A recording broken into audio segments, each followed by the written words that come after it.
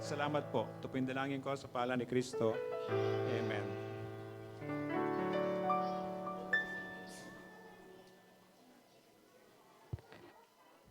Good morning. So, salamat sa Diyos sa araw na to na binigay niya sa atin muling pagkakataon para maranasan natin, hindi lang yung kabutihan niya. Kuminsan meron din siyang pagdidisiplina. Kasi mahal niya tayo. Kasi anak niya tayo. At kasi nagpasakop tayo sa Kanya. At binigyan natin siya ng karapatan na siya'y maging Panginoon natin. So, iba yung Panginoon, iba yung Presidente. Kapag yung Presidente na ibinoto natin, meron tayong karapatan magreklamo, meron tayong karapatan na mag-suggest siguro, mag-request, pero sa Panginoon hindi eh. Iba po yung arrangement. Susunod lang tayo kasi siya yung Diyos, tayo yung nilikha niya at siya yung ating Panginoon. Kung salamat sa araw na to na patuloy tayong tinuturo ng Diyos sa pamamagitan ng sinulat ni Apostle Luke sa kanyang The Gospel of Luke. At last time na alala natin, pinag-aralan natin na dapat maging handa tayo. You have to be ready kasi hindi natin alam anytime babalik si Jesus. Sabi nila matagal na sinasabi yan, pero everyday papalapit ng papalapit yun. So hindi tayo nakakasiguro kung today to, kung tomorrow to, pero sabi ng Panginoon, anumang araw yon, maging handa tayo. Again, para review lang natin, paano maging handa, pumunta ka kay Kristo, aminin mo na hindi mo kayang iligtas ang sarili mo at yung kabanalan, hindi natin kayang gawin, kundi tayo tutulungan ng banal na Espiritu.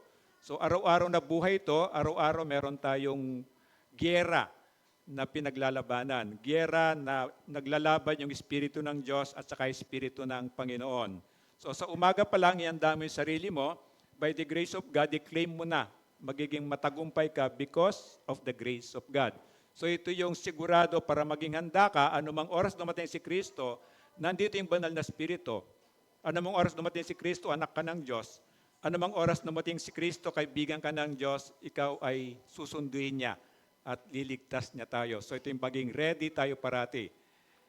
And then yung pagtutulad, inantulad niya, parang analogy ng Panginoon para maintindihan natin sa kultura nila, yung handang nakabihis. Inantulad niya, umalis yung Panginoon mo, and then pinagbili niya sa'yo, and then darating siya, hindi mo alam kung anong oras. So handa ka nakabihis, malinaw ang iyong ilawan, remember? At aliping nag-aantay. Yung naka-ready ka, hindi yung magbibihis ka pa, and then yung hinantulad niya, darating siya katulad ng isang magnanakaw, hindi mo alam na darating siya. Kaya ang punto niya, anumang oras yun, ready ka. Sana ngayong umaga, even bago tayo magsimula, sa puso mo, ikaw lang nakakaalam nun eh. Ikaw lang at ang Panginoon nakakaalam. Nandun na ba sa iyo yung kaligtasan? Nandun na ba yung nakatira na ba sa puso mo ang banal na Espiritu mo? Tinanggap mo na ba yung regalo niyan, buhay na wala hanggan? Pumunta ka ba sa Kanya para pagsisihan yung kasalanan natin na hindi natin kayang bayaran? At ito yung sigurado dapat, and then yung pagsunod na pagsimba mo linggo-linggo, ito yung kasama sa kabanalan. At kasama ma-enjoy mo yung presensya ng Diyos, hindi lang sa isang linggo, kukuha ka ng kailangan mo for the next 1 week. So napaka-importante ng Sunday. And then ngayong umaga, titinan natin yung pakipagkasundo agad, makipagkasundo ka kaagad. Sa Luke chapter 12, verse 54 hanggang 59. Ito yung pag-aaral na natin ngayong umaga. Pwede ba tayong tumayo bilang respeto sa pagbasa ng salita ng Diyos? At sabay-sabay nating basahin. 54, sinabi rin ni Jesus sa mga tao, kapag nakita ninyong kumakapal ang ulap sa kanluran, sinasabi ninyo agad na uulan at ganun nga ang nangyayari. 55, at kung umiihip ang hangin mula sa katimugan, ay sinasabi ninyong iinit at nagkakaganoon nga. Mga mapagkunwari, marunong kayong umunawa ng palatandaan sa lupa at sa langit. Bakit hindi ninyo nauunawaan ang mga tanda ng kasalukuyang panahon? 57, bakit hindi ninyo mapagpasyahan kung ano ang tamang gawin? Kapag ikaw ay sinakdal, sikapin mong makipagkasundo ka sa nagsakdal sa iyo bago dumating sa hukuman. Baka kalad ka rin kanya sa hukom at ibigay ka ng hukom sa tanod at ibilanggo ka naman nito. And 59, sinasabi ko sa inyo, hindi ka makakalabas doon hanggat hindi mo nababayaran ng kahuli-huliang sentimo. Amen. Ama, salamat po sa salita mo na iniwan mo po at salamat po ng glory mo ay nandito sa Isyap Temple at salamat po, sabi mo po, nasa kalagitnaan ka po namin. Kaya ang banal na Espiritu mo po ang tunay na mangusap sa bawat espiritu po namin yung katotohanan na sa iyo nang gagaling po sa iyong mga salita. At salamat po, nandito po kami sa bansa na hindi pinagbawal to. At salamat po, Diyos, ay kasama ka po namin at alam po namin na hindi mo po kami iiwan, hindi mo kami pababayaan. Kundi ka po naming sambahin sa pamamagitan po ng pakikinig ng iyong mga salita. Ito po yung dalangin ko sa pangalan ni Kristo. Amen. Pwede po umupo. So nakikita natin yung nangyayari siguro sa Israel. Alam natin na nabasa natin sa Bible yan. Mangyayari talaga yan. And then, bakit ganon? Kung minsan nagtatanong, bakit akala ko ba mahal kami ng Diyos? Bakit? Akala ko ba Israel kami, chosen people kami? Akala ko, bakit banal na lugar dapat ito? Bakit hindi kami nililigtas ng Diyos? So pag titingnan mo yung salita ng Diyos, isa lang sasabihin niya hindi lang kayo hipokrito, hindi lang kayong pagkunwari. Patuloy niyo akong nire-reject. Hanggang ngayon. Hanggang ngayon sa Israel, marami pa rin. Nakakita kayo ng mahaba yung rito, yung hindi ginugupit ito. Tapos naka-sombrero and then naka-robe yan. Kapag Sunday, until now nandun sila. Ang pinapractice nilang religion, ang religion ng Judaism. Ang religion ng Judaism, ito yung kinasusuklaman ng Diyos. Na yung 10 Commandments na ginawa ng Diyos na 2 commandments na lang, binago, pinalitan ng pinalitan, pinadami ng pinadami, at napakahirap ng parang imposible na maligtas ang isang tao. Kaya galit na galit ang Diyos sa kanila. Ngayon, kung bakit nangyayari yan, inaantay ng Diyos. Di ba sabi ng Diyos, pangako niya, darating ang araw, sabi niya, nung umiyak si Jesus, nung makita niya in Jerusalem, natandaan niyo yun, umiyak si Jesus. That's the shortest verse sa Bible. Jesus wept, sabi niya. Bakit siya umiyak? Kasi sabi niya, pinatay niyo yung mga propetang pinadala ko sa inyo. Kung alam lang ninyo, para akong inahing manok, gusto ko kayong ipunin, gusto ko kayong itago sa ilalim ng aking pakpak. Ito yung pagmamahal ng Diyos ever since. Pero hanggang ngayon, sinusuway pa rin ng Diyos. Walang pinagbago naman ngayon 2023. Hanggang ngayon sinusuway ng Diyos. Kaya kung minsan bakit ka magtatampo sa Kanya, bakit ako pinabayaan ng Diyos? Hindi Kanya pinababayaan Kung pinaparusahan ka man ng Diyos, kung naghihirap ka man, bunga ng pagtakwil mo kay God, gusto ka pa rin niya magbago, gusto ka pa rin niyang bumalik. Gusto ka pa rin niyang ingatan. Sabi nga niya, yun ang tulad ni Propeta Isaiah, para akong inahing manok. Gusto kitang itago sa ilalim ng aking pakpak. Ito yung Diyos natin na hanggang ngayon nananawagan siya. Bakit hindi mo ako isama sa buhay mo? Bakit hindi mo ako subukan unahin? Kundi gagawin ko yung role ko. Bakit hindi mo gawin yung role mo? At yung hindi mo kayang gawin, gagawin ko ang sabi ng Diyos. Hanggang ngayon yung challenge ni God, every day. Pero makikita mo yung katigasan ng ulo, kaya sabi ng Diyos, ang ginagamit niyang paborito ng salita, mapagkunwari, hypocrite.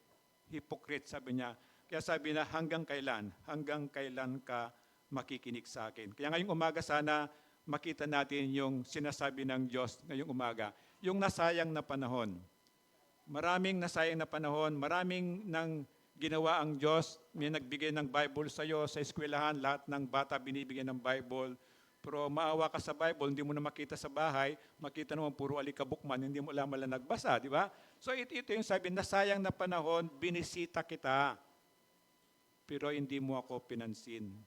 Pero hindi matampuhin ng Diyos, bibisita pa rin siya. Hindi mo rin siya pinansin. In-invite ka sa simbahan. Nahiya ka lang, sumama ka. Next time, wala ka na. Hindi pa rin tumitigil ang Diyos. Imbitahin mo lang, Brother John, imbitahin mo pa rin siya. Sige, pagtsagaan mo pa rin siya. Hindi titigil ang Panginoon. Bakit? Kasi gano'n ang pagmamahal niya. Pero, nagbigay rin siya ng babala, merong hangganan yun. Yung naririnig nga natin, sabi niya, kapag wala nang nakitang pag-asa sa mata ng tao, ibigay mo na yan sa demonyo. Kala ko ba mahal ako ng Diyos? Bakit ako binibigay sa demonyo? Kasi kapag binigay ka sa demonyo, gagawin ng demonyo yung 3 agenda niya. Sisirain ka niya, nanakawin ka niya, papatayin ka niya. Baka sakali, Kapag wala ka na mapuntahan, meron ka nakita na bukas na maliit na pinto o bintana man lang, si God na lang yon. At para kang prodigal son, pag bumalik ka sa Kanya, hindi ka man niya susumbatan, hindi ka niya pagagalitan, bagkus bibisan ka, aayusin ka niya. Ito yung mapagmahal na Diyos. Bakit tinatanggihan mo siya na ganun kalaki yung pagmamahal niya sa iyo? Remember si Judas Iscariot, binanggit na pinaka-worst sinner, pinaka-grabing makasalanan. Bakit? Imagine mo may 3 taon kasama si Jesus. Kumakain sila kasama, natutulog sila, naglalakad sila, naririnig niya ang lahat na tinuturo ni Jesus for more than 3 years. At patuloy niya, gumagawa ng miracle si Jesus, na witness niya lahat yun. Pero sa kabila ng lahat na nakita niya kay Jesus, naranasan niya kay Jesus, minahal siya ni Jesus, alam ni Jesus na siya ay masamang tao, alam ni Jesus na ninakanakawan yung hawak niyang pera kasi siya yung treasurer nila. Pero ni minsan wala kang makita kay Jesus na inantay talaga ni Jesus, baka sakali. Pinaka-worst sinner, bakit? Sa kabila ng lahat ng pinakita ng Diyos sa kanya, pinaranas ng Diyos sa kanya, pinagkanulo pa niya ang Panginoon. Of course, sabihin natin na, prophecy kasi yun eh. Pero God gave Judas also the freedom to choose. Pwedeng iba na lang yung mangyari. So ito makikita sa sayang na oras, sayang na pagkakataong binigay ng Diyos sa kanya, pinakawalan niya.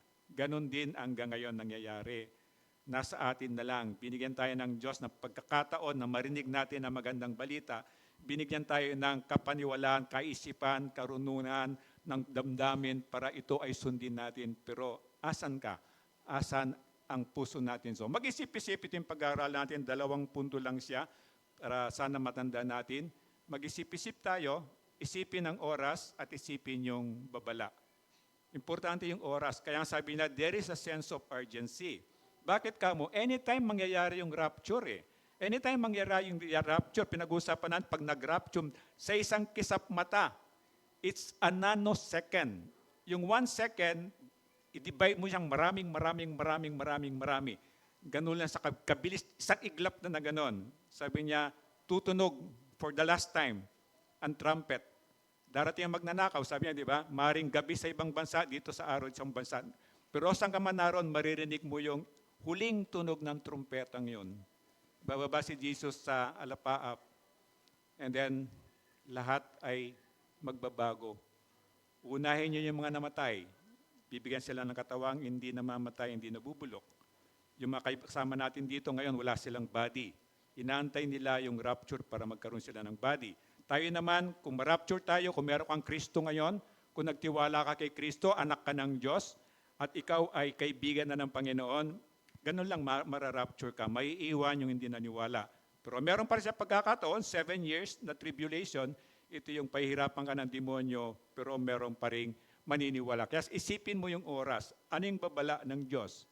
Pag hindi ka nakinig sa akin, sabi niya, isa lang naman na from the start eh. Ano sinabi niya? Ang kabayaran ng kasalanan ay?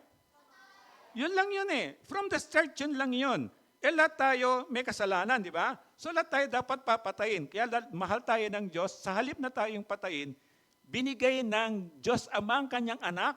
At sabi niya, natutuwa ko na ibigay ko ang anak ko para bayaran yung kasalanan mo kasi mahal niya ako. Mahal niya tayo. At ganoon si Jesus. Sabi niya, natutuwa ako na patayin nila ako kasi mahal niya ako. Ganito yung pagmamahal ng Diyos. Sabi niya, na kung sino man ang maniwala doon, sabi niya, hindi na siya mapapahamak sa impyerno. Pagkas magkakaroon siya ng buhay ng walang hanggan sa langit. So isipin ang oras, isipin ang babala ng Diyos, makinig ka. At huwag kang maging ipokrito. Makinig ka kasi Diyos ang nagsasalita. Ang tunay na pananampalataya, pinakapaborito kong meaning ng faith, yung pag sinabi ng Diyos, naniniwala kagad ako. Hindi na ako nag-iisip, hindi na ako nananalangin, hindi na ako nagtatanong. Kasi sinabi ng Diyos yon na paniniwalaan ko na lang siya. So isipin ang oras. Sabi niya sa 54, sinabi rin ni Jesus sa mga tao, samahan niyo ako, kapag nakita ninyong kumakapal ang ulap sa kanluran, sinasabi ninyo agad na uulan at ganun nga ang nangyayari. Di ba kaya galing si Jesus? Diyan kayong magaling sa mga tradisyon nyo, sa mga kultura nyo, di ba? Na hindi ka malate, hindi ka talaga nakakuntodo, bihis ka pa, di ba? kung ati-atihin yan, talagang para kang ano, para kang ita, parang lala, di ba? Diyan kayo magaling, sabi ng Diyos. Pero yung sinasabi ko sa inyong katotohanan, bakit hindi nyo pinapansin? Bakit hindi nyo tinutupad? Bakit hindi nyo sinusunod? Kaya nagagalit ang Diyos. Kaya sabi niya, diyan kayo magaling, magbigay niyang interpretasyon sa mga nakikita ninyo.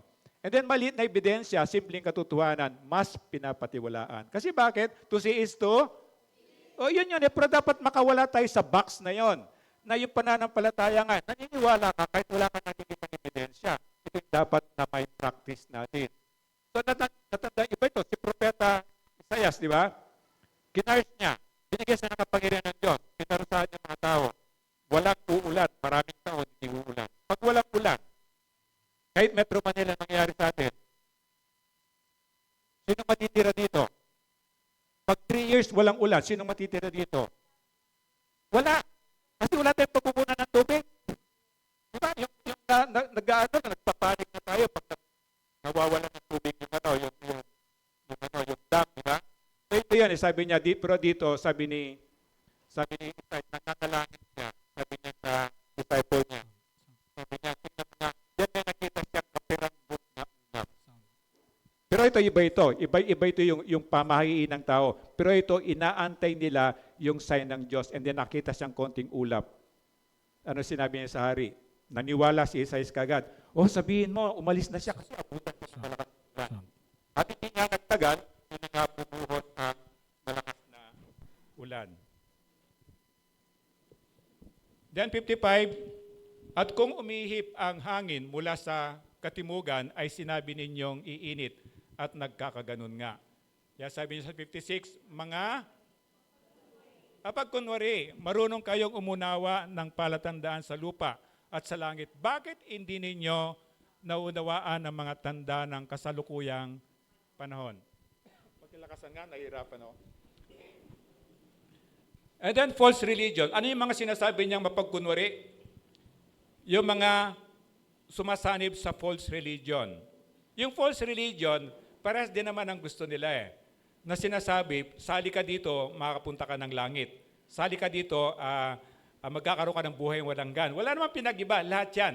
Kaya lang, false siya. Bakit siya naging false nga? Kasi hindi niya ginagawa yung sinasabi ng Panginoon na si Jesus ang sinugo ng Diyos Ama at siya yung namamagitan sa atin at siya lang ang nagbayad ng kasalanan natin. So yun, pag wala siya sa ganung equation lang, it's a false religion. So sabi niya, ito yung mga pinanggagalingan ng hipokrito na kinasusuklaman ng Diyos kasi nga gumawa sila ng sarili nilang pamamaraan para maligtas ang tao. Hindi Kaya sabi ni Jesus, I am the way. The is a perfect participle na ibig sabihin walang ibang paraan. Specific siya, si Jesus lang talaga ang daan.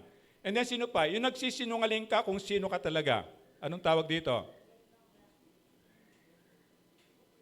O hypocrite, ano pang tawag dito? Plastic, di ba? Tinatawag plastic. Plastic. Mapagkunwari, di ba? Mapagkunwari. And then sino pa? Niloloko mo ang iba tungkol sa katotohanan. Kasi siyempre, ang sabi ni Jesus, kung bulag ka, paano mo kakainin ka mukha bubulag? Maring hindi mo naman intention na lokohin siya. Pero ikaw kasi, kung di mo alam ang katotohanan, paano mo siya gagabayan? Kasi you cannot give what you do not have. Diba? Kung meron ka, ikaw muna, and then saka mo sasabihin. Kaya importante na alam mo ano yung totoo at ito yung ibabahagi mo sa iba. Sino pa? Yung peke. Ito yung tinatawag ng ipokrito. Peke ka, hindi ka tunay. Camouflage, imitation. Yung mga ganong mga salita natin. And then, kabanalan ay hindi totoo. Alam mo yung, pag makita mo, kala mo hindi makabasag pinggan. Alam mo yung ganon? Pero pag talikod sa'yo, iba na yung salita, iba na yung pamumuhay. Ito yung sinasabi ng Panginoon. Ito ang kaipokrituhan. Nakakita ka ng maliit na ulap, nagpalagay ka na uulan. Naramdaman mo ang hangin, nagpalagay ka na iinit. Bakit nagalit si Jesus? Matagal na panahon, sabi ni Jesus, para yung mga apostles niya, nakasama niyo ako, nakita niyo yung ginawa ko, nakita niyo yung buhay ko. At sa atin, nababasa niyo sa Bible, naririnig niyo sa pastor yan, naririnig niyo sa dyaryo yan, naririnig niyo sa radyo, sa television, lahat nandun na yung kahit sa internet. Pero bakit hindi kayo maniwala? Ang tawag sa inyo. Ito yun. Nalam mo na, sinasabi na sa'yo, Diyos na nagsasabi sa'yo, pero ayaw mo pa rin maniwala. Malit na ebidensya, ikaw ay tunay na niwala, pero yung malaking ebidensya na binigay ng Panginoon, bakit ayaw mong maniwala? Bago pa isilang si Jesus, di ba? Meron na yung ebidensya kay, kay Zacarias at kay Elizabeth, remember? Nangusap na yung angel sa kanila, sinabi na kung sino yung, he will be the forerunner. Kasi darating si Jesus, yung Messiah. Noon pa lang sinabi na Noon pa lang sinabi na. And then kay Mary sinabi na, pagbubuntis mo yung tagapagligtas ng sanlibutan, di ba? Ang dami noon, hanggang sa buhay na si Jesus, 3 years mahigit, nagtuturo si Jesus face to face, pero ayaw pa rin nilang maniwala. Sa lahat ng ebidensya na pinakita ko, parang sinasabi ni Jesus, sa iyo na ako ay Diyos, ako ang tagapagligtas, ako ang Messiah, hindi mo ako pinaniwalaan, kaya tinatawag kitang ipokrito, sabi ng Panginoong Yesus. Sapat na ebidensya, pero humingi pa kayo. Di ba, humingi pa sila ng sign? Ano sabi ni Jesus? Wala na. Isang sign na lang ang dapat nyong balikan, yung sign ni Jonah. Bakit niyang tulad si Jonah, di ba? Inuutusan ng Panginoon, pumunta sa Tarsis. Anong ginawa ni Jonah? Pumunta sa kabila. Dito pinapupunta ng Diyos, dito naman siya pumunta. Nakita mo yung rebelde niya. Kristiyano to, mahal ng Panginoon to, propeta ito. Pero sinuway niya yung utos niya. Bakit? Kasi sabi ni Jonah, sabi ni John, alam ko naman patatawarin mo mga yun Kaya ayaw ko sumunod Pero hindi siya masusunod. Sino masusunod? Si Jonah o ang Panginoon? Ang Panginoon nasunod, di ba? Anong ginawa? Pinakain siya sa malaking isda. Ayaw mo sumakay sa barko, pasakayin kita sa isda. Pinakain siya sa tiyan ng isda, at ang isda, pumunta siya doon sa Tarsis. At doon siya iniluwa ng isda, di ba? Nandun siya na mismo. So wala na siya magawa, kundi susunod na ako. Of course, sa kwento, doon nasa tiyan siya ng isda. Alam niya, mamamatay na siya. At tumawag siya sa Diyos. So tayo, antayin pa ba nating maging tayo para tumawag pa tayo? Baka pagtawag mo, nalagutan ka na, di ba? Sayang hindi mo natapos yung paglapit mo kay God. Kaya sabi niya, ano pang inihingi nyo? Ano pang inahanap nyong ebidensya? Ano pang gusto nyong marinig? Ano pang gusto nyong makitang gawin ko sa inyo? Kaya sabi niya, alalahanin nyo yung oras at alalahanin nyo yung babala. Kapag nagpapetik-petik ka, yung babala niyan, magugulat ka na sa impyerno ka. Sabi niya, Panginoon, nandun ako kay Pastor Ed. Complete attendance nga po ako Di ba? Wala po akong palya doon. Tsaka hindi nga po ako nalilate. Pero anong tinignan ng Panginoon ng puso mo, wala kang relationship kay God. Wala yung Holy Spirit doon. Akala mo yung kaligtasan mo, kaya mong iligtas ang sarili mo. Ang tingin mo sa kapwa mo, mas masama sa'yo. Ito yung mapakunwari. Babala. Sabi niya, mag-ingat ka. Dalawa lang ang pupuntahan natin. Alam natin, langit o impyerno lang yon. Ayaw nila ng pagsusuri. Hanggang ngayon, ako dahil sa Facebook, mabuti na walang Facebook, medyo mas tahimik ang buhay ko. Nung meron ng Facebook,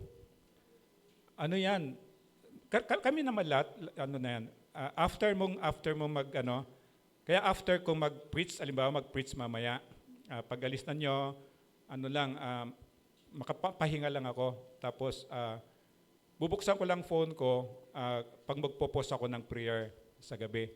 Pero ayoko muna magbasa. Alam mo kung bakit? Doon papasok yung may mga negative na comment na yung tinuro mo, questionin, parang meron nagagalit, parang bakit mo ako pinapatamaan? Hindi naman kita pinapatamaan. Ang sinasabi ko lang minsan, sabi ko, bato-bato sa langit, ang tamaan ay buti nga. Para gano'n. Pero hindi mo maiwasan kasi nga, ayaw nila ng pagsusuri. Kapag kinorek mo, ayaw. Siyempre ako, diretso. Na pupunta ka sa akin, magka-counseling ka sa akin. Tapos, Pastor, bakit ganito yung nangyayari sa buhay ko? Kung minsan nakikita ko, maliit na simbahan. Kaya alam mo, maganda po pag nasa maliit ka simbahan. Alam mo kung bakit? Kilala ka ng pastor, napapag-pray ka ng pastor kasi konti lang. And then, ang lang doon, alam din ng pastor ang buhay mo, lalo na sa Facebook ngayon. Nakikita rin ni pastor yung mga pinopost mo doon, di ba? Siyempre ako minsan sa counseling, sasabi kong diretso, paano kapag papalain ng Diyos kung namumuhay ka sa kasalanan? So ayusin mo yan.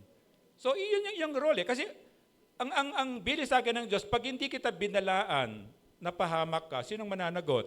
Ako. Pero sabi ng Diyos, pag binalaan kita, hindi ka nakinig, wala na sa akin yung burden, nasa iyo na. So kailangan naming sundin yung. Kaya sabi niya, sila mismo ayaw nila na pinapatamaan sila ni Jesus sa pagiging makasalanan nila, pagiging ipokrito nila. Pero si Jesus diretso man. Kasi sabi niya, sinusunod niyo yung ama niyo eh. Ang ama niyo, demonyo eh. Sabi niya, anak kayo ng demonyo. Mismo si Jesus mismo yon. At totoo naman yun eh. Kung wala ka kay God, na kanino ka? Ganun lang yun. Wala sang gilid, wala sang gitna, hindi ka pwede kung saan-saan doon. Dalawa lang. Wala ka kay God, nandun ka sa demonyo, sinasabi ni Jesus. At pag sinabi mo dito yon, may nagagalit kasi. So sabi niya, gusto nila na makiayon si Jesus sa kagustuhan o paniniwala nila.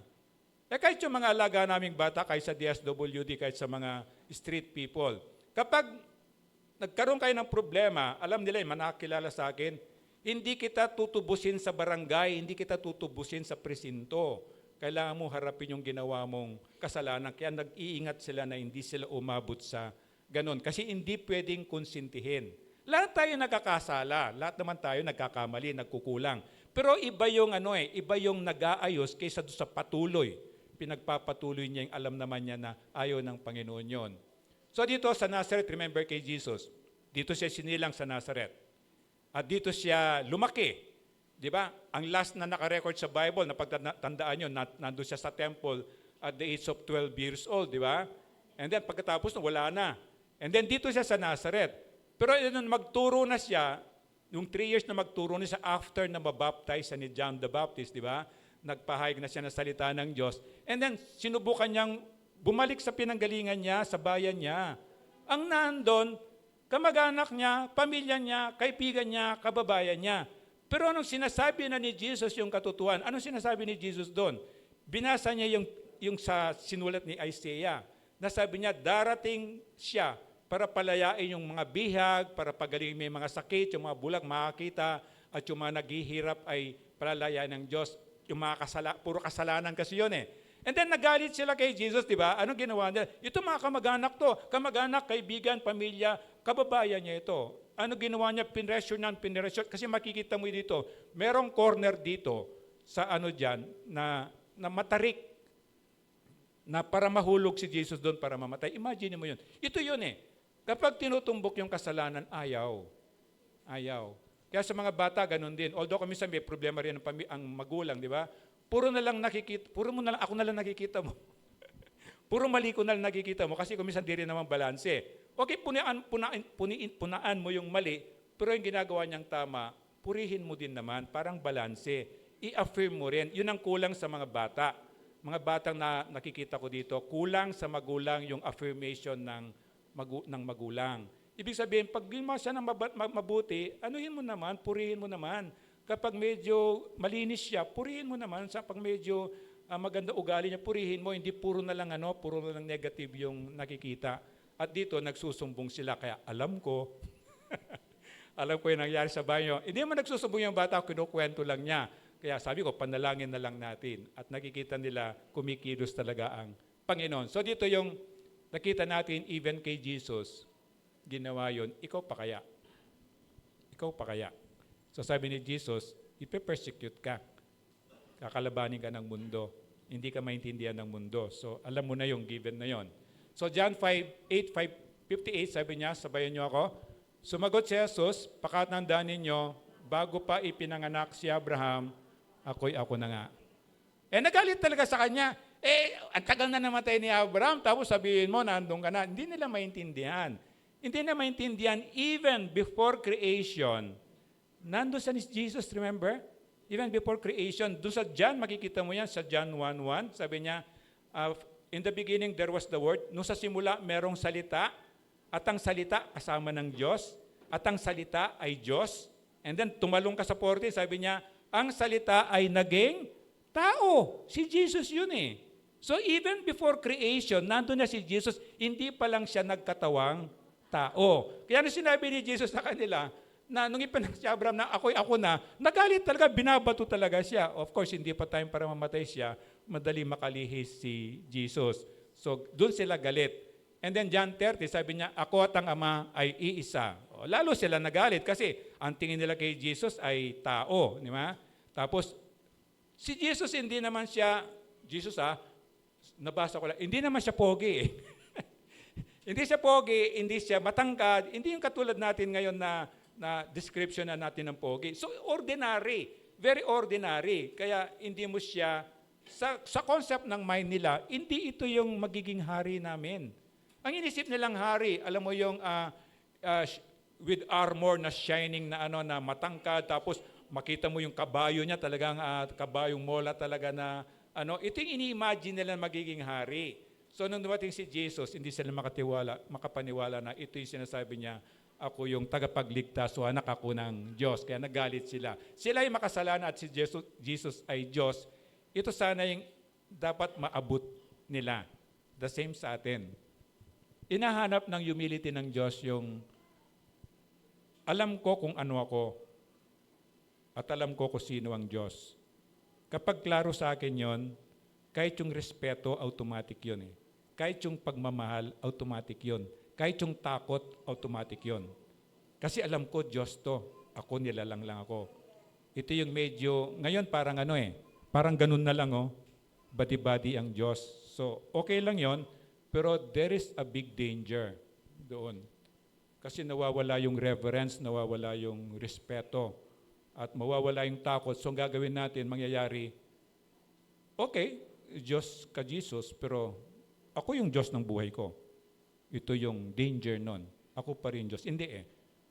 Kapag gusto kong maligtas, gusto kong maging maayos ang buhay ko, ikaw ang Diyos, ako nilalang mo, ikaw ang magiging Panginoon ko. Ito yon, isusuko ko yung buhay ko sa iyo, susunod ako sa iyo, mamahalin kita. Hindi man kasing laki ng pagmamahal mo sa akin, pero alam ko kung sino ako sa iyo. Napaka-importante nun. John 3:16, alam na natin, nang dahil sa pagmamahal ng Diyos, di ba, binigay niya ang kanyang bugtong na anak na si Jesus para bayaran yung kasalanan natin. At kapag naniwala ka doon, sabi niya, hindi ka na mapapahamak sa impyerno, kundi magkakaroon ka ng buhay. Wala hanggang sa langit. Ito yun eh. Ito palang sapat na para maniwala ko, oo nga no, Diyos siya. Kasi kung hindi siya Diyos, paano niya ako ililigtas?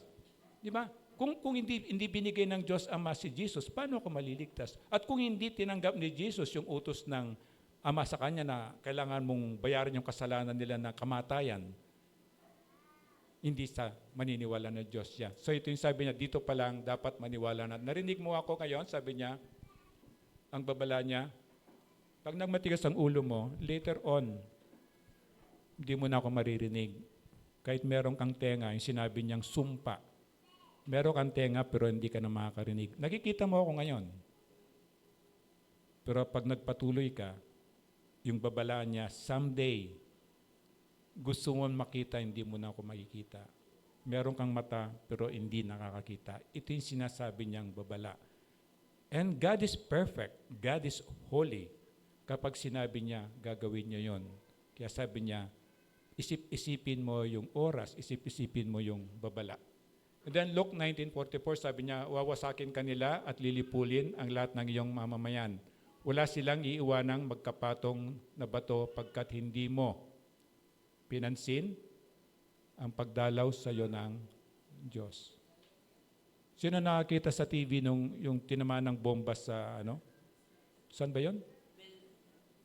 Saan yun? Gaza ba yun? Oo. Nakita nyo, parang napulbos talaga. Ito yun eh. Wala silang iiwan ng magkapatong. 2 hollow block, halimbawa sa panahon natin hollow block. 2 patong, walang may iwan. Ibig sabihin ng Diyos, flat to the ground. Flat to the ground. Yung sinasabi na dudurugin. And this is written thousands and thousands years ago. Kaya anong pinagpipray natin ngayon? Yung naawa tayo sa kanila. Anong kailangan lang nila? Balik kayo sa Diyos. Tumawag kayo sa Diyos. Humingi kayo ng tawad sa Diyos. Ito yung kailangan natin ipanalangin kasi. Kasi if not, kung walang Prince of Peace sa puso ng bawat isa, kahit ako meron akong Jesus, kung ikaw wala kang Jesus, darating oras mag-aaway talaga tayo. Kasi I have the peace, you do not have the peace. nasa akin ang Panginoon, nasa yung demonyo, ang gagawin mo talaga, sisirain mo ako, papatay mo ako, nanakawan mo talaga ako. So, walang ibang way eh. Walang ibang way. Kaya, ang maramdaman mo, yung awa. Bakit awa? Sana makinig sila. Sana maawa ka po sa kanila. Sana bigyan mo po sila ng pagkakataon. Itong compassion na sinasabi ni Jesus. Kung alam lang nila, sabi ni Jesus. Parang sa atin din, kung alam lang ninyo, sabi ni Jesus, na gusto ko kayong tulungan, gusto ko kayong pasaganain ang buhay nyo, gusto ko kayong maging malusog, gusto ko kayong maging malakas.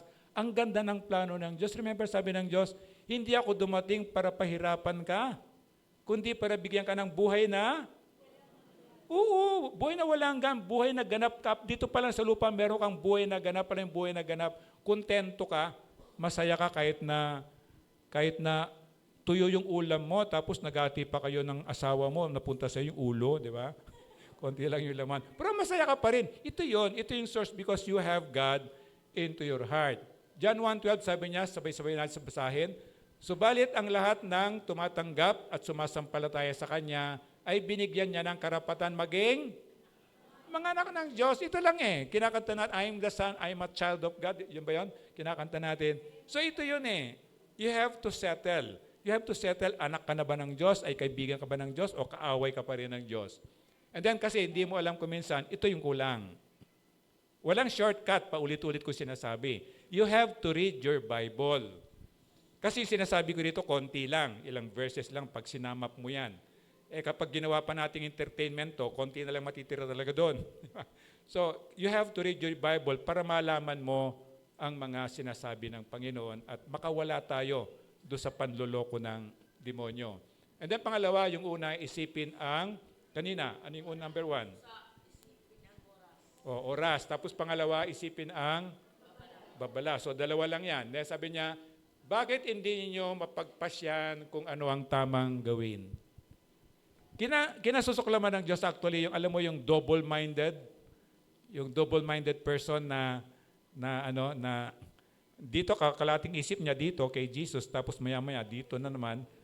Tapos doon sa mga utos ni Jesus, parang multiple choice, ay ito susundin ko, ay ito hindi, ay ito susundin ko. Ito yung mga yan. At hindi na gustong-gusto ng Diyos yung undecisiveness, ito nga yun eh. Kailan ka ba magdi-decide? Yung oras nga critical. There is urgency. Kailan ka ba magdi-decide? Ano magdi-decide? Kailan mo ba talaga isusuko ang buhay mo sa'yo? Buong buhay mo And then pag sinuko mo ang buong buhay mo kay God, kasama yung pamilya mo, asawa mo, anak mo, trabaho mo, negosyo mo, lahat, kapartner mo ng Panginoon. At pag ginawa mo yon, doon talaga kikilos ang Diyos, mangyayari yung magandang plano niya. Naakala mo yung nangyayari sa iyo ngayon, maganda na, hindi. Mas maganda yung plano ng Diyos because God knows what is best. At ito sabi niya, ano ba talaga, kailan ka magdi-decide? Bakit hindi nyo tingnan ang sarili at ang inyong mga kasalanan? This is one way to ma-admit mo na, God, nga po, no? Kahit kahapon lang, isipin mo yung kasalanan mo kahapon. Ang dami nun eh. Baka may makalimutan ka pa nga eh. And then, paano yung the other day? Paano yung last week? Paano yung last month? Paano yung last year? Diba? Yung mga ganun. And then, pag na-practice mo ito parati, nandun yung parang the spirit of humility. O nga God, kung di mo po ako tutulungan, hindi ko po talaga kaya. Ito yung hinahanap ng Diyos.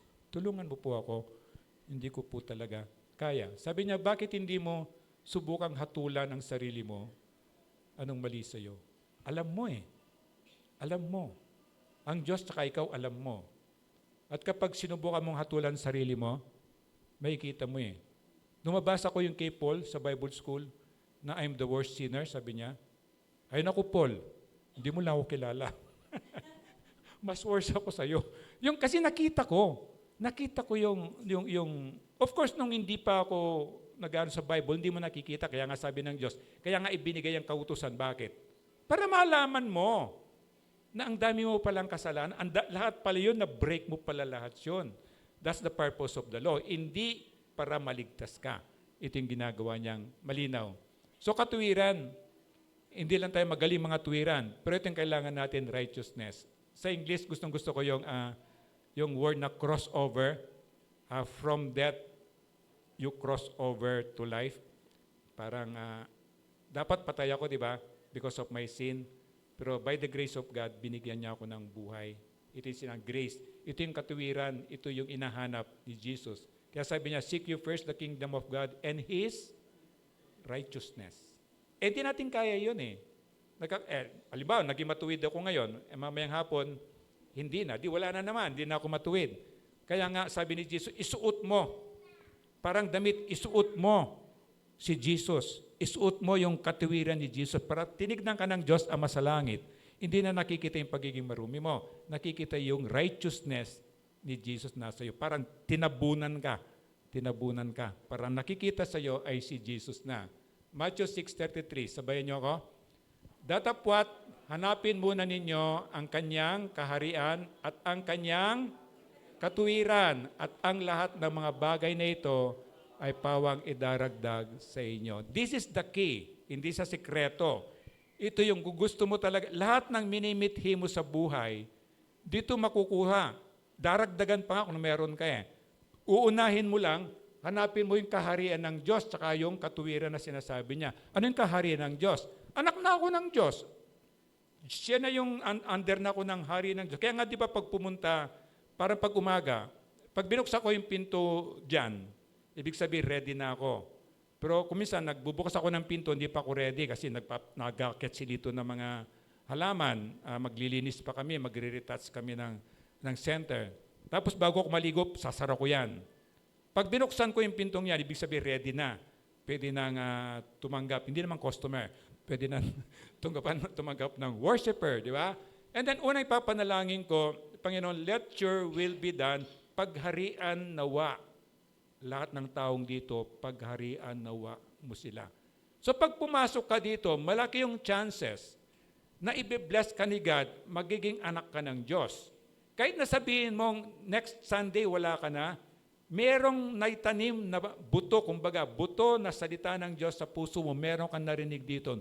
Pwedeng i-bless ni God yun, in time, magbubunga yon at makita mo magiging anak ka ng Diyos o magiging mabuting Kristiyano ka. Kaya ito sabi niya, sa Kanya mo lang makukuha yung katuwiran na yan. Hindi natin makukuha sa GMRC natin yan, kulang yon. Diba? So panganib, walang hanggang kaparusahan. Saan yan? Saan yung walang hanggang kaparusahan? O sa impyerno. Huwag kayo matakot magsabi ng kamatayan, impyerno, kasi ito yung sinasabi mismo ni Jesus, na walang hanggang kamatayan sa impyerno, walang hanggang buhay sa langit. So the earliest possible time, dapat sigurado ka kung saan ka ba talaga pupunta. Luke 12:2, sabi niya, sabay-sabay tayo, datapwat walang bagay na natatakpan, na hindi mahahayag, at natatago na hindi malalaman. So, someday, sabi ni God, isisiwalat niya yung mga sikreto. Sabi nga niya, from the housetop. Siguro dyan, nasa 4th floor tayo, i-megaphone ng Panginoon dyan.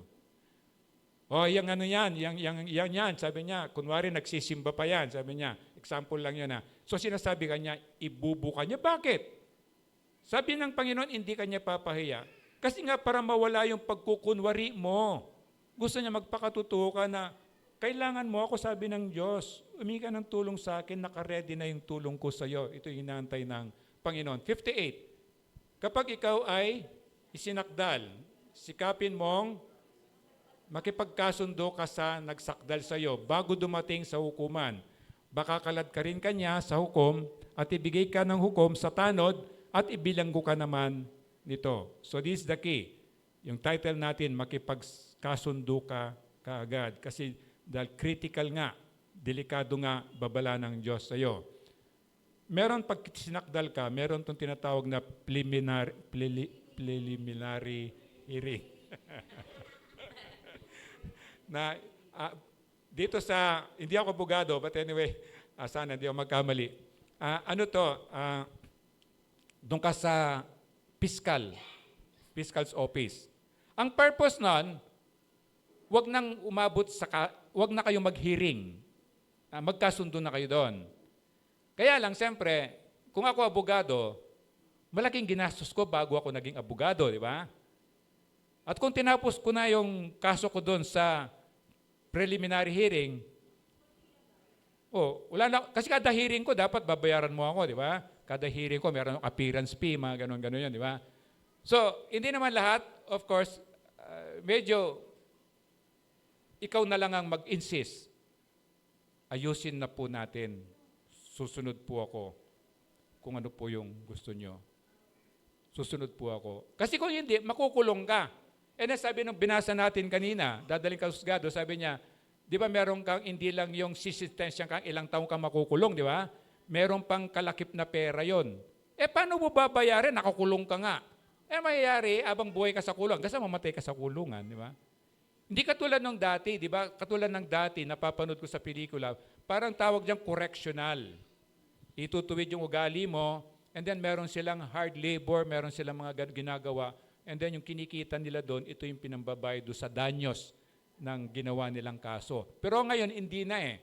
So mangyayari, mabubulak ka ron at doon namamatay na sila sa kulungan. Ang purpose nito, the same sa Bible, sabi ng Panginoon, ayusin mo na, makipagkasundo ka na. You meet in between, sabi niya.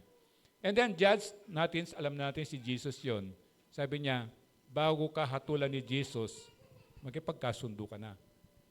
Kasi hatulan ka. Ang hatol niya, dalawa lang naman eh. Sa langit o sa? Yun lang yun eh. So kung alam mong may kasalanan, alam mong guilty ka eh. Alam mong guilty tayo lahat, tama? Lahat tayo may kasalanan, tama? So lahat tayo guilty tayo.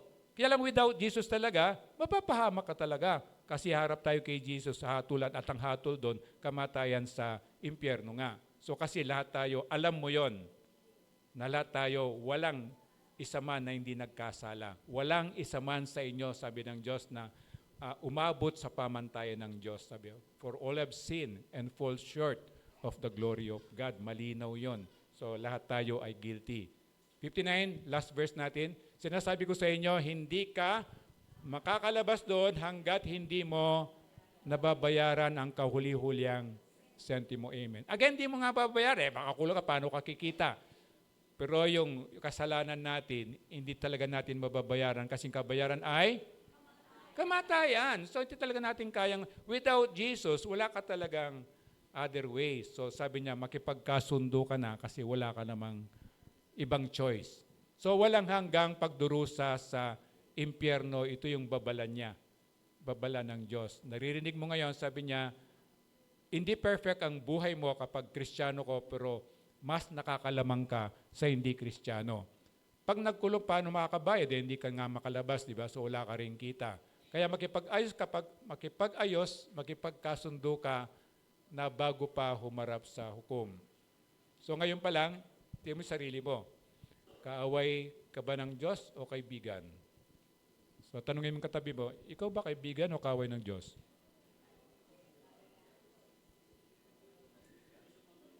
O may sumagot na kaaway? O kaibigan, di ba? Ulitin mo, baka maling narinig mo. Kaibigan ka ba ng Diyos o kaaway?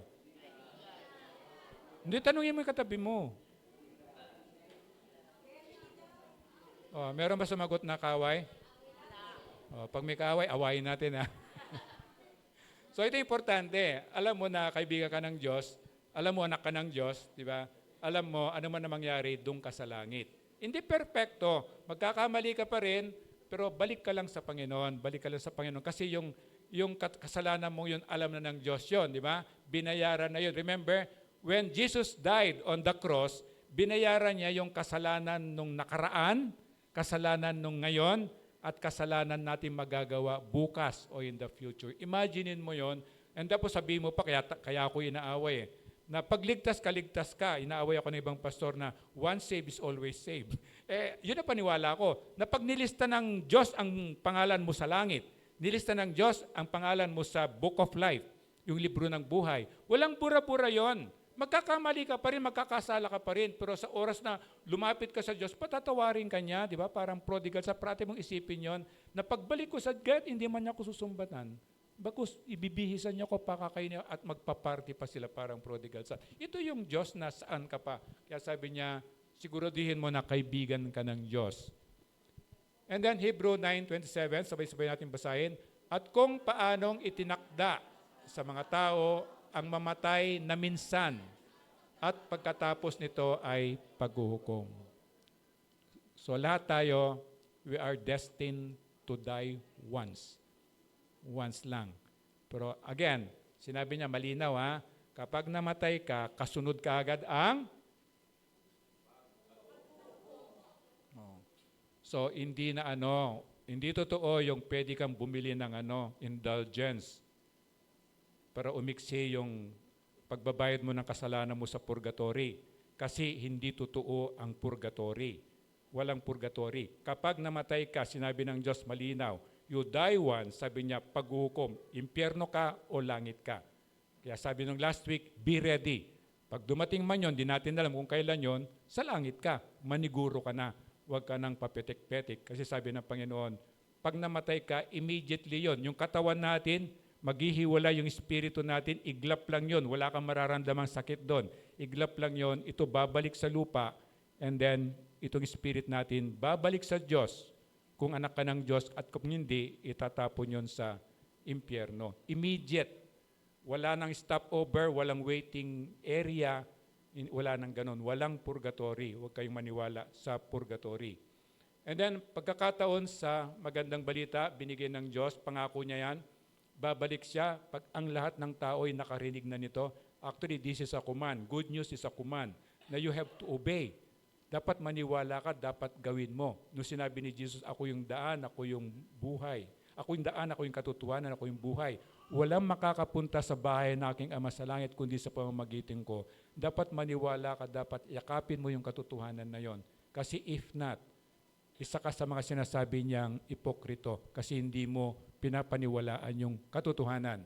And then white throne of judgment, yung huling-huli na, di ba? Pagkatapos na ng rapture of the church, rapture of the church, tayo. So, hindi kasama doon sila Adan at Eva, sila Moses, hindi kasama doon sila Isaiah. So, bubuhayin yung una, bubuhayin yung mga patay, di ba? And then tayo mga nabubuhay, yung merong Jesus biglang mawawala, maiiwan yun na naniwala. And then dadanas ng paghihirap sa 7 years na tribulation. And then magkakaroon ng another rapture doon, na parang rapture pero resurrection yon. Bubuhayin sila Adan at Eva, sila Abraham, yung mga old saints, sabi ng Bible, mga old saints. At kasamang maghahari ni Jesus, lahat ng naniwala sa Kanya, dito sa lupa, for millennial kingdom, 1,000 years. And then after nun, ito na. At ito na, wala nang Christian dito. Bakit ka mo? After ng millennial kingdom, di ba magkikreate si God ng new earth and new heaven? Lahat na naniwala sa Kanya, dadali na doon. So ang matitira dito, aharap dito, are not the Christian, hindi naniwala. At ito na yung sabi niyang second death. We are destined to die once, pero pag hindi ka naniniwala, pangalawang kamatayan, yung walang hanggang pagpaparusa sa impyerno. Ito yung sinasabi niya. Mga hindi naniniwala at nananampalataya kay Jesus, sila na lang yung nandun. Kasi tayo, inilipat na tayo dun sa bagong langit at bagong mundo. And then yung lumang mundo, pagkatapos ng white throne of judgment, sa sobrang init, matutunaw siya. Magiging pulbos, dadaanan ng hangin, wala kang makikita anuman. Pero lahat ng naniwala, nandun na sa bagong langit at bagong earth na ginawa ni Jesus. Imaginein mo yung parang paraiso, ng parang Eden, parang ganun. Walang virus, walang sakit, walang more than that. Kaya lang hindi natin ma-imagine kasi wala pang pumunta ron, tapos binalita sa atin. Pero pinakita lang ni God kay John, a glimpse lang siya. So kaya lang, imagine mo itong wala nang sakit, wala nang gutom, wala nang lungkot. Kaya lang wala ring asawa. Okay lang. Oh, that's good. And then, makipagkasundo ka agad, ito yung reminder sa atin ngayong umaga ni Jesus kasi napaka-importante. Paano, nawala sa slides namin kahapon, paano ka makipagkasundo? Ipagkatiwala mo sa Kanya lahat. Pamilya mo, kalusugan mo, buhay mo, negosyo mo, lahat. Exercise mo yon lahat. God, ito po yung gusto ko. Gusto ko po ito. para kang bill mo ko, God, gusto ko po ito. Pero at the end of the day, dugtungan mo, pero kung ano pong gusto mo, okay lang po sa akin. Ito yung gusto niya. You practice that. Pagkatiwala mo sa Kanya. Inaantay lang ng Diyos na tayo'y bumalik sa Kanya. Again, mag-isip-isip. Anong dalawa? Isipin ang oras at isipin ang babala ng Panginoon. 2 Corinthians 5:20. Kaya nga kami mga sugo ni Kristo, ang Diyos mismo ang nakikiusap sa inyo. Sa pamagitan namin, kami nakikiusap sa inyo, alang-alang kay Kristo, makipagkasundo kayo sa Diyos agad. ASAP, agad-agad. There is a sense of urgency. And then Isaiah 55:6, hanapin mo si Yahweh habang siya'y matatagpuan. Manalangin ka sa Kanya habang siya'y malapit pa. Remember, someday, hanapin niyo ako, sabi ni Jesus, hindi niyo ako makikita. Gusto mo ako marinig, sabi ni Jesus, sasara ko na yan. Hindi ka na makakarinig. Mata mo, sabi, hindi ka na makakita. Yun ang kasama sa mga babala niya. So salvation is today, kaligtasan ngayon. Huwag mo nang ipagpabukas. At kaligtasan dito, kung nasaan ka, naririnig mo ito ngayon, naririnig mo sa live streaming man o sa YouTube, kung naririnig mo yan, salvation is today. Ngayon ka na magdesisyon, huwag ka na magpetik-petik pa kasi di natin alam, sabi niya, kailan darating si Jesus para siyang magnanakaw. So tayo po'y tumayo at manalangin.